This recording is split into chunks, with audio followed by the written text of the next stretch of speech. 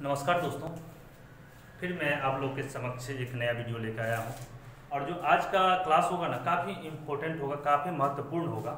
जो मैथ के बच्चे होंगे, मैथ से जो सीखना चाहेंगे त्रिकोणमिति से संबंधित, उसके लिए अब आइए त्रिकोणमिति। त्रिकोणमिति ट्रिगोनोमेट्री, ये जो आपका जो सब्जेक्ट है, ये जो आपका चैप्टर है, वो हर एक बच्चे के लिए इम्पोर्टेंट है। चाहे वो बच्चे क्लास 10th के होंगे, चाहे बच्चे ये 11th के होंगे, 12th के होंगे, या आगे भी फॉरवर्ड जो होंगे उसके लिए भी। इसके साथ साथ जो बच्चे किसी तरह के कंपटीशन का तैयारी करते हैं, चाहे जैसे रेलवे हो गया, एसएससी हो गया, बैंकिंग हो गया, साथ साथ बीपीएससी में भी कुछ क्वेश्चन त्रिकोणमिति से पूछा जाता है, बिहार के एग्जामिनेशन में भी क्वेश्चन पूछा जाता है जब आप मैथमेटिक्स के बैकग्राउंड से त्रिकोणमिति को देखेंगे तो आइए ये सभी दृष्टिकोण से सभी क्लास के लिए ये महत्वपूर्ण हो जाता है दोस्तों। तो इसको हम लोग देखेंगे, काफ़ी इंटरेस्टिंग है। मैंने पिछले क्लास में त्रिकोणमिति का पूरे 10th का मैंने सिलेबस बता दिया था। उसी में एक मेरा त्रिकोणमिति चैप्टर था, बच्चे लोग का डिमांड था सर पहले त्रिकोणमिति स्टार्ट किया जाए, इसमें बहुत सारी समस्या आती है। तो उसी को देखते हुए पार्ट 1, इस पूरे त्रिकोणमिति का पार्ट 1 दे रहे हैं। उसमें ढेर सारा पार्ट 1, पार्ट 2, पार्ट 3 बनेगा। तो उसी सब दृष्टिकोण से हम लोग इसको स्टार्ट करते हैं दोस्तों। सबसे पहले हम त्रिकोणमिति का परिभाषा जानेंगे, डेफिनेशन जानेंगे। त्रिकोणमिति गणित की वह शाखा है, यानी गणित का बहुत सा पार्ट होता है, उसी में एक त्रिकोणमिति भी आता है। इसलिए कहा गया त्रिकोणमिति गणित की वह शाखा है जिसके माध्यम से त्रिभुज के कोण एवं भुजा को मापने की विधि को अध्ययन को त्रिकोणमिति कहा जाता है दोस्तों। चलिए, ये मेरा डेफिनेशन था। जैसे कोई त्रिभुज है, देख लीजिए, यहाँ से समझने की कोशिश कीजिए। जैसे कोई त्रिभुज हो गया, ये त्रिभुज हो गया, ये त्रिभुज हो गया। तो आप लोग कौन देख रहे हैं? θ1, θ2 कोई राइट एंगल है, इसके बाद साइड है S1, S2, S3। तो इसके बीच का यदि थीटा भी हमको निकालना है, किसी त्रिभुज में भुजा के बारे में भी ज्ञान निकालना है, वैल्यू निकालना है, तो कहीं ना कहीं हमारा त्रिकोणमिति इसका हेल्प करेगा, सहायता करेगी। अब आइए, त्रिकोणमिति का बहुत सा उपयोग है। देखिए, उपयोग की बात हो गया, एप्लीकेशन हो गया, तो इसका वाइड एप्लीकेशन है। अब चाहे जितने कंपटीशन होता है, साथ साथ अब किसी ने इंजीनियरिंग कंपटीशन का एग्जामिनेशन का तैयारी करते हैं या मेडिकल का करते हैं, फिजिक्स में पूरे का पूरे मैथमेटिक्स के दृष्टिकोण से त्रिकोणमिति को देखिएगा तो वहाँ काफ़ी इसका अहम रोल होता है इसको समझने के लिए। इसलिए इसका ऐसे तो बहुत सा एप्लीकेशन है, मगर 2-3 एप्लीकेशन इसका बता दें। त्रिभुज की कोण एवं भुजा की माप ज्ञात करने के लिए इसका प्रयोग किया जाता है। ऊंचाई एवं दूरी मापने, जिसको हाइट एंड डिस्टेंस के नाम से हम लोग जानते हैं, उसको भी, इसमें भी त्रिकोणमिति का काफी योगदान होता है निकालने में। इसके बाद जितने भी इंजीनियरिंग और मेडिकल आप जाइएगा उस लैब में, या इसका कुछ कैलकुलेशन वैल्यू निकाला जाता है, उसमें कहीं ना कहीं त्रिकोणमिति का भी बहुत काफी योगदान होता है दोस्तों। अब इसको अच्छे तरीके से त्रिकोणमिति को जानने के लिए, त्रिकोणमेट्री को जानने के लिए, इसमें कोण और त्रिभुज का ज्ञान होना बहुत आवश्यक है। इसके ज्ञान के बिना आप त्रिभुज को अच्छी तरीके से नहीं समझ पाएंगे, आप अच्छे बेसिक कंसेप्ट नहीं समझ पाएंगे। तो आइए कोण के बारे में समझते हैं। कोण क्या होता है? तो the rotational space between two lines is called angle. जैसे मान के चलिए मेरे पास एक लाइन L1 हो गया, एक लाइन L2 हो गया, तो दोनों के बीच में एक रोटेशनल स्पेस मिल रहा है।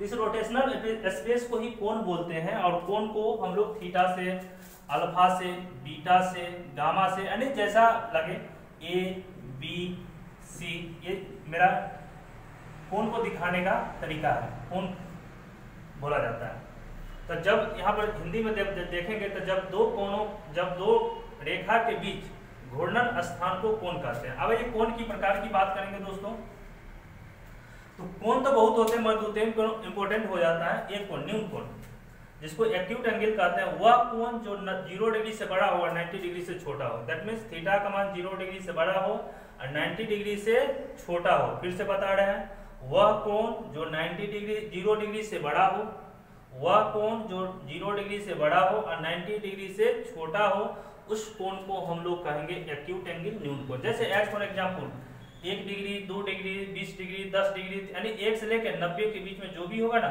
0 से लेकर 90 के बीच में जो भी होगा ना, सब मेरा न्यून कोण होगा। जैसे मान के चलिए मेरे पास एक लाइन L1, L2 है और एक ये है, थोड़ा देर के लिए, ये एक दूसरे पर लंब है। तो इसके और इसके बीच में जितने भी एंगल बनेगा इस L2 के साथ, सब मेरा जो होगा न्यून कोण होगा दोस्तों।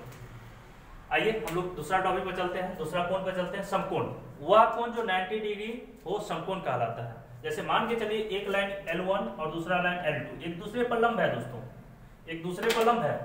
एक दूसरे पर लंब होने के कारण इसके और इसके बीच में जो एंगल बनेगा ना वह 90 डिग्री होगा।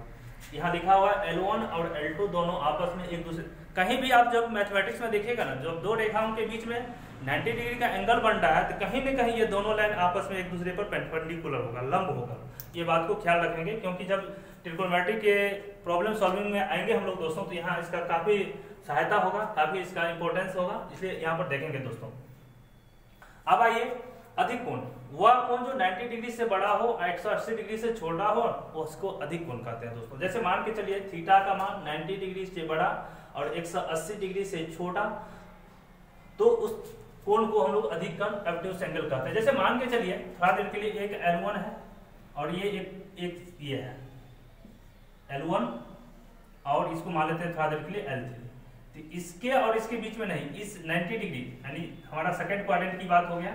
तो सेकंड क्वाड्रेंट में जो भी एंगल बनेगा इस L2 के साथ इसके और इसके बीच में, वो मेरा टोटल का टोटल अधिक कोण होगा। जैसे देख लीजिए दोस्तों L1 और ये L2 है, तो कहीं ना कहीं हमारा एंटी क्लॉकवाइज डायरेक्शन में L1 और L2 के बीच या यहाँ और से एंगल बनेगा और सब एंगल बनेगा इसके बीच में, सभी का सभी कहीं ना कहीं अधिक कोण होगा। जैसे as for example 91 degree, 92 degree, 100 यानी 90 डिग्री से बड़ा और 180 डिग्री से छोटा, जो भी बीच में एंगल आ जाएगा ना हमारा टोटल का टोटल अधिक कोण होगा। दोस्तों आशा करते हैं आप लोग त्रिकोणमिति का डिफिनीशन समझ में आ गया होगा, कोण समझ में आ गया होगा, न्यून कोण, समकोण और अधिक कोण का ज्ञान हो गया होगा। आप बार बार यदि नहीं समझ में आ रहा है तो वीडियो को रिप्लाई करके देखिए, आपको मेरे कहा गया बात आपको समझ में आ जाएगा। दोस्तों वीडियो के बीच में मेरा कहना ये है, तो आप लोग वीडियो देख रहे हैं तो वीडियो को थोड़ा सब्सक्राइब कीजिए और शेयर कीजिए। इससे क्या होगा, हम लोग जो मेहनत करते हैं ना उसका थोड़ा अच्छा लगेगा, तो पता चलेगा कितने बच्चे इसका फायदा उठा रहा है। चलिए अब हम लोग चलते हैं त्रिकोणमिति को जानने के लिए कुछ कोण के त्रिभुज के बारे में भी अध्ययन होगा। त्रिभुज तो बहुत होता है, जैसे समद्विबाहु त्रिभुज, समकोण त्रिभुज, समद्विबाहु त्रिभुज, समबाहु त्रिभुज, अधिक कोण त्रिभुज, न्यून कोण त्रिभुज, विषमबाहु त्रिभुज। मगर हम जब त्रिभुज स्टार्ट करेंगे, त्रिकोणमिति त्रिभुज स्टार्ट करेंगे, ट्रायंगल स्टार्ट करेंगे, तो वहां पर काफी इसके बारे में अध्ययन करना है, हर एक त्रिभुज के बारे में समझना है, इसकी प्रॉपर्टी को जानना है, इसकी एरिया, पेरीमीटर, काफी चीज के बारे में अध्ययन किया जाएगा। मगर अभी हमको इसके पूरे की जानकारी नहीं लेना है, सिर्फ और सिर्फ हम लोग त्रिकोणमिति में एक महत्वपूर्ण त्रिभुज आता है समकोण त्रिभुज। समकोण त्रिभुज के बारे में जानना जरूरी है, क्योंकि हमारा जितने भी त्रिकोणमेट्री है ना कहीं ना कहीं समकोण त्रिभुज पर ही बैठा हुआ है। इसी के कंसेप्ट पे हमारा त्रिभुज काफी अच्छे पकड़ बन जाएगा। तो आइए समकोण त्रिभुज, राइट एंगल ट्रायंगल, नाम से ही है राइट एंगल ट्रायंगल। एक कोण, इसके दो कंडीशन है, एक कोण कम से कम 90 डिग्री होना चाहिए, एक कोण 90 डिग्री होना चाहिए, और दूसरा समकोण त्रिभुज में जो कर्ण होता है हाइपोटेनस का जो स्क्वायर होगा ना वो लंब का स्क्वायर और आधार की स्क्वायर के योग के बराबर होगा। जैसे एज फॉर एग्जांपल देख लीजिए, मेरे पास ये एक प्रकार की समकोण त्रिभुज है दोस्तों, एक कोण 90 डिग्री और इसको थोड़ा देर के लिए मैंने थीटा मान लिया, तो ये इसके लिए ये लंब हो गया, परपेंडिकुलर हो गया और नीचे वाला बेस हो गया दोस्तों। और 90 डिग्री के बाद सामने वाले जो साइड होते हैं ना इसको हाइपोटेनस कहते हैं। तो इसको हम लोग इस देख रहे हैं जो आप लोग के सामने है, इसको हम कहेंगे समकोण त्रिभुज, राइट एंगल ट्रायंगल कहेंगे, मगर कंडीशन होनी चाहिए, समकोण त्रिभुज कहेंगे मगर इसके लिए एक कंडीशन है, एक कोण 90 डिग्री। तो देखने में तो यहाँ तो लग रहा है दोस्तों ये 90 डिग्री है, ये 90 डिग्री है, साथ साथ जो आपने देख रहा है ये P है और B है और ये H है, तो ये H इसकी जो वैल्यू होगी इसका जो स्क्वायर करेंगे और इसके स्क्वायर, इसकी वैल्यू के स्क्वायर और इसकी वैल्यू, इस वैल्यू के स्क्वायर, इस वैल्यू के स्क्वायर, जब दोनों को जोड़ देंगे ना आपस में, तो तीसरा जो हाइपोटेनस है ना उसके स्क्वायर के बराबर होनी चाहिए। यदि ऐसा होता है तो हमारा ये त्रिभुज जो होगा मेरा राइट एंगल ट्रायंगल हो जाएगा दोस्तों, राइट एंगल। तो हमको हम लोग आप लोगों से आशा करेंगे तो जितना भी चीज मैंने बताया तो ये समझ में आ गया। तो चलिए कर्ण का स्क्वायर, लंब का स्क्वायर, जो आधार का स्क्वायर, तो हम लोग कर्ण के square hypotenuse H square plus B square P plus B square, इसी को मैंने इस समीकरण को इधर लाया, P square plus B square बराबर एच स्क्वायर, पी स्क्वायर की यानी कभी कभी क्या होगा, इसको हम लोग इसी समीकरण को मैंने यहाँ पर टोटल को लिखा है। अगला जो वीडियो होगा इसी से भी कंटिन्यू हम लोग आगे करेंगे दोस्तों।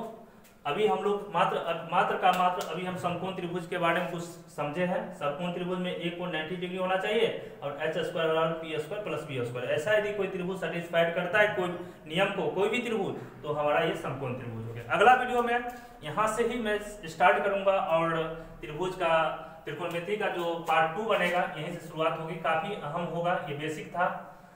जो कंसेप्ट निकल के अब आने वाला है अगला वीडियो होगा, काफी महत्वपूर्ण होगा दोस्तों।